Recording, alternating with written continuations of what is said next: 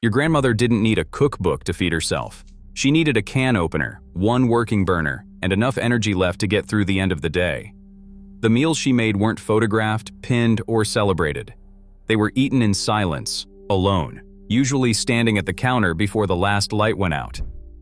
These 15 forgotten dinners kept seniors alive when grocery money ran thin, and cooking for one felt less like nourishment and more like going through the motions. Some of them you'll recognize immediately. Some will stop you cold. All of them will make you think about what eating alone actually looked like before anyone was paying attention. Let's go through all 15. Number 1. Scrambled eggs on toast. This wasn't a breakfast shortcut. For seniors living alone in the 1960s and 70s, scrambled eggs on toast was dinner, and it worked every single time. 2 eggs were cracked into a bowl. A fork beat them. A small knob of butter melted in a pan.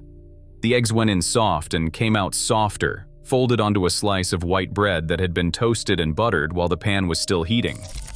The whole thing cost about 30 cents in 1965. Salt, butter, warm bread, hot eggs. That was the entire meal. No prep, no leftovers, one pan to rinse.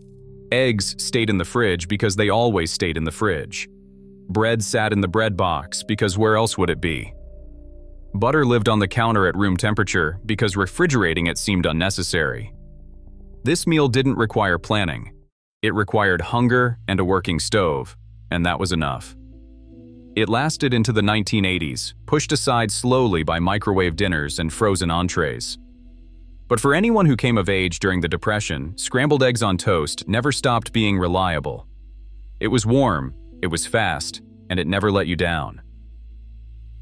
Tomato soup from a can with grilled cheese. Campbell's condensed tomato soup. One can of water, 5 minutes on the stove.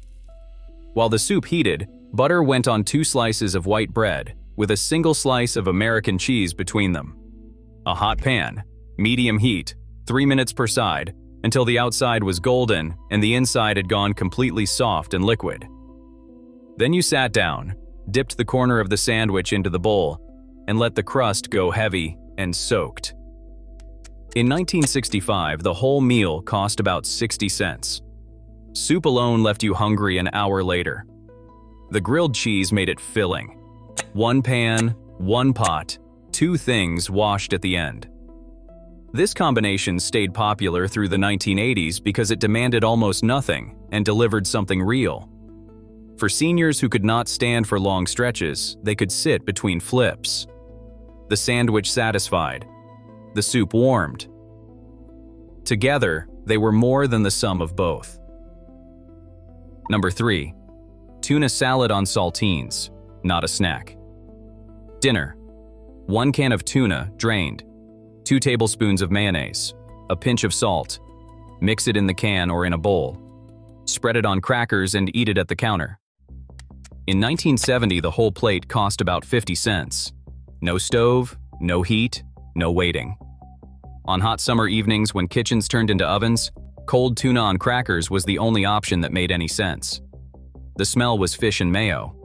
The crackers snapped under the weight of it. It was salty, cold, fast, and done. Tuna salad on crackers worked because it asked absolutely nothing of you. No turning on a burner, no watching anything, no timing. Just open, mix, spread, eat. Boiled hot dog with canned beans. A complete protein meal in under 10 minutes that cost about 55 cents in 1968. 1 hot dog boiled in a small pot. 1 can of Van Camp's baked beans heated in a saucepan, served together on 1 plate. The hot dog went smoky and tight from the boiling water. The beans were sweet and thick with molasses and pork fat. Some seniors cut the hot dog into rounds and stirred them directly into the beans and ate the whole thing like a stew. Hot dogs lasted weeks in the refrigerator. Canned beans lasted years in the pantry. You never had to plan this meal in advance. It was always there when nothing else was. Before we go further, a lot of you have asked about these recipes in the comments. We have had emails about it too. So we published everything on our website, and the link is in the description. Now let's keep going. Fried Spam on white bread with mustard. Spam sliced into quarter-inch rounds. A hot, dry pan. Fry each slice until the edges curl and crisp, and the surface turns brown and slightly caramelized. Lay 2 slices on white bread with a stripe of yellow mustard. In 1970, that cost about 65 cents, and one can lasted 3 or 4 meals. The smell was salty pork fat hitting a hot pan. The taste was greasy, smoky, intensely salty, with just enough mustard to cut through it. Spam did not require refrigeration before the can was opened. Once opened, it lasted a week in the fridge. That reliability mattered when grocery trips were difficult. No fresh ingredients to spoil. No planning required. Just slice, fry, eat. Number 6. Cottage cheese with canned peaches, not dessert. Dinner. Half a cup of cottage cheese spooned into a bowl. 3 peach halves from a can, drained of their syrup, placed on top. Eaten cold with a spoon. No stove, no heating, no effort. In 1972, it cost about 60 cents. It tasted sweet, tangy, and creamy all at once. The peaches were cool and soft, and the cottage cheese was slightly grainy underneath. On days when standing up hurt, when arthritis made simple tasks complicated, when turning on the stove felt genuinely exhausting, this was dinner. Cold, fast, and nourishing enough to get through to morning. It stayed common in nursing homes and senior centers into the 1980s because it met nutritional requirements without asking anything in return. Protein, calcium, fruit, all in one bowl, no heat required. Number 7. Canned corned beef hash. Open the can. Dump the contents into a hot pan. Press it flat. Let the bottom go crispy and dark brown. Flip sections, brown the other side. Serve on a plate with ketchup. In 1968, that cost about 75 cents. 1 can, 1 meal. 7 minutes in a hot pan turned cold, gray mush into something that smelled like a diner and tasted like potatoes, salt, and meat all pressed together into a single dense bite. Hash was filling in a way that left no doubt. Protein, fat, starch, salt. Everything the body needed from a single tin. For seniors who had lived through the Depression and World War II, canned hash was never poverty food. It was reliability. It was the one thing you could always count on when nothing else was certain. Number 8. Sardines on toast. It was a tin kept in the cupboard because it didn't spoil, it didn't need refrigeration, and it cost less than $1. You opened it with the key that came wrapped around it, drained the oil into the sink, and laid the small silver fish flat on toasted white bread. Some people added yellow mustard to cut the fishiness. Others ate them plain with just salt. The smell was briny and sharp, and it stayed in the kitchen for hours. The taste was intensely oceanic, salty, almost meaty, with soft bones you could chew straight through if you wanted the calcium. No cleanup beyond rinsing a fork. Sardines disappeared when younger generations rejected canned fish as old people food. And when seniors started eating alone, the smell became too strong, too present, too much like announcing to an empty room that no one else was coming for dinner. The tin sat in the back of the cupboard until it rusted. Instant mashed potatoes with canned gravy. Boil water. Stir in the potato flakes. Add butter and a splash of milk. Heat the canned gravy in a small pot and pour it over everything. In 1975, that cost about 70 cents. The smell was butter and the dark, salty steam that brown gravy makes when it hits something starchy. The texture was smooth, thick, and heavy in a way that stayed with you. It tasted like Thanksgiving without the 3 hours of preparation. Both items were pantry staples that never expired. You could make this at midnight if hunger woke you up. No chopping, no knife work, no skill required. Just boil, stir, pour, eat. The meal stayed popular through the 1990s because mashed potatoes and gravy carried memory. Holidays, family tables, a time when the kitchen was full and nobody had to eat alone. Soft-boiled egg with toast, soldiers. This one required attention. Water brought to a rolling boil. 1 egg lowered in carefully with a spoon. Timer set for exactly 4 minutes. Not 3, not 5. 4. Pulled out and set in an egg cup. Top sliced off with a knife to reveal the yolk, still liquid inside and bright yellow. 2 slices of white toast, buttered and cut into thin strips. Soldiers. Dipped into the yolk one at a time until the cup was empty. The egg white was firm but tender. The yolk was warm, creamy, and rich in a way that only a runny yolk can be. The toast went golden and soaked at the tip. Getting it right felt like control when everything else was slipping. 4 minutes exactly, every time. Soft-boiled eggs disappeared when aging hands could no longer peel hot shells safely, and timing became unreliable. The egg cup gathered dust in the cupboard. Unused. A small ceramic object that once meant precision and now meant nothing. These first 10 meals had logic to them. Speed, economy, minimal cleanup. For seniors cooking alone in the 1960s and the 1970s, dinner wasn't about impressing anyone. It was about eating something warm before the kitchen light went out. The next 5 push further into the territory where convenience and desperation began to look like the same thing.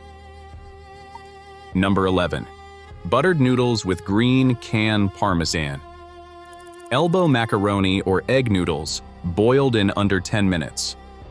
They were drained, then dropped back into the hot pot with a tablespoon of butter.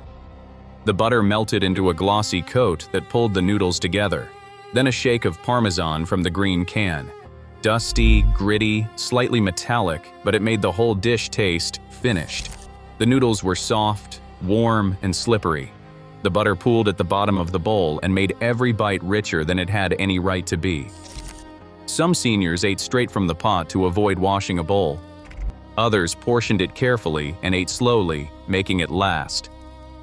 Buttered noodles disappeared when aging hands could no longer safely grip pot handles, and boiling water became a burn risk instead of dinner. The box sat unopened in the cupboard. The butter went rancid in the fridge. The green parmesan can grew dusty on the shelf. Forgotten. Creamed dried beef on toast. The soldiers who ate this in World War II mess halls had a different name for it. SOS. Jar of dried beef, shelf-stable and intensely salty. Rinse the strips under cold water to draw some of the salt out. Fry them in butter. Add flour, then milk, and stir until a thick white sauce forms and coats everything. Pour it over toasted white bread and eat with a fork. The beef was chewy and tasted like concentrated meat and preservation. The white sauce was bland and creamy and balanced the sharpness just enough. The toast went heavy and dense under the weight of all of it. It was warm, filling, and tasted like salt, fat, and a time when everyone in the mess hall ate the same thing without complaint. For seniors who had lived through the war, making this alone wasn't just dinner. It was memory. A private act of remembering a shared meal that would never be shared again. The jars went off the shelves. The recipe went with them. Number 13. Canned chili over saltines. Hormel or Wolf brand. Cheap, filling, and edible cold if the power went out. Open the can. Put it in a bowl. Microwave for 2 minutes. Crumble saltines over the top and let them soak. Some added shredded cheese or sour cream. Others ate it straight through. The chili was thick and dark red, tasting like cumin, chili powder, and the faint metal of the can. Beans soft, ground meat crumbly, sauce clinging to everything. The saltines added crunch before turning soggy and mashing into the whole dense, salty mass. It stuck to your ribs. It kept you full until morning. That was the entire purpose. Canned chili disappeared when sodium content made it seem dangerous, and when eating it alone made the portion feel too large and the leftovers too obvious. Too much for one person. Too much evidence that there was only one person. Milk toast with butter and sugar. White bread toasted until golden, buttered while still hot, so the butter disappeared into every crack. Torn into pieces and placed in a shallow bowl. Warm milk poured over the top until the bread floated and softened. Some people sprinkled white or brown sugar over everything. Some added cinnamon to make it feel less like invalid food. The result was warm, pale, mushy, and bland in exactly the way that was the point. Milk toast was recommended by doctors in the early 20th century for the sick, the elderly, and anyone whose body couldn't tolerate anything heavier. It was passed down not as a recipe, but as an act of care. Something you made for someone who needed gentleness. Milk toast disappeared in the 1980s when instant oatmeal and meal replacement shakes became faster. Eating it alone made the ritual too revealing. The tearing of bread, the warm milk, the spoon. All of it highlighted that no one had made it for you. No one was there to check if you were okay. The meal that once meant tenderness became a reminder of how alone the kitchen had grown. Number 15. Baked beans with plain white bread. Fuel. Fast, cheap, and eaten. Standing at the counter when sitting down felt like too much effort. 1 can of Van Camp's or Bush's baked beans. Open it. Dump the contents into a bowl. Microwave for 2 minutes. Tear pieces of white bread and use them to scoop the beans into your mouth. Or eat the beans cold straight from the can with a spoon if even that felt like too many steps. The beans were soft and sweet, tasting like molasses, brown sugar, and pork fat. The sauce was thick and sticky, and it turned the bread heavy and soaked. No bite, no resistance, just soft beans and sweet sauce, eaten in under 5 minutes. Bowl rinsed, day ended. Baked beans with white bread was common in working class and rural households throughout the 20th century. For seniors living alone, it was muscle memory. Open, heat, eat. You did not think about it. You just did it because hunger was real and food needed to be simple. Baked beans with white bread disappeared when single-serve microwave meals became cheaper and seniors stopped wanting to open cans or wash bowls. The meal that once fed families at church suppers and backyard picnics became a private, silent act of survival. The can sat in the cupboard until it bulged and rusted. And when someone finally cleaned out the kitchen after a fall or a funeral, they threw it away without opening it. The beans no one wanted to eat. The meal no one wanted to remember. These 15 meals were not recipes, they were mathematics. The calculations seniors made when grocery budgets shrank, when cooking for one felt pointless, when arthritis made chopping dangerous and standing at the stove exhausting. Meals stripped down to their most basic function. Fast, cheap, and quiet. No one photographed them. No one wrote them down. No one celebrated them. They were eaten alone in silent kitchens with no one watching and no one coming. These meals disappeared not because they stopped working. They disappeared because they became evidence. Evidence of poverty, evidence of isolation, evidence of aging, evidence that life had shrunk to the size of a single plate, a single bowl, a single can opened with shaking hands. Younger generations called them old people food and wrinkled their noses. Grocery stores quietly stopped stocking them. Kitchens were cleaned out after falls, after hospitalizations, after funerals. And the cans, the boxes, the jars were thrown away without a second look. But these meals kept people alive. They kept bodies moving when appetite disappeared. They kept routines intact when everything else was falling apart. They were dignity measured in 10-minute intervals, comfort found in repetition, and survival disguised as dinner. The seniors who made them did not complain. They did not ask for help. They opened the can, heated the soup, buttered the toast, and kept going. Today, most people have no idea what their grandparents ate when no one was watching. They do not know how hunger works when you live alone, how cooking changes when no one else is coming, how food becomes something you tolerate instead of enjoy. These 15 meals are a record of that. A quiet, unsentimental record of what it looked like to survive when survival was all that mattered. Drop a comment below. What state are you watching from? Which meal did you recognize? Which one surprised you the most? And if this kind of history matters to you, subscribe now, because this is the kind of knowledge that disappears when the last person who lived it is gone.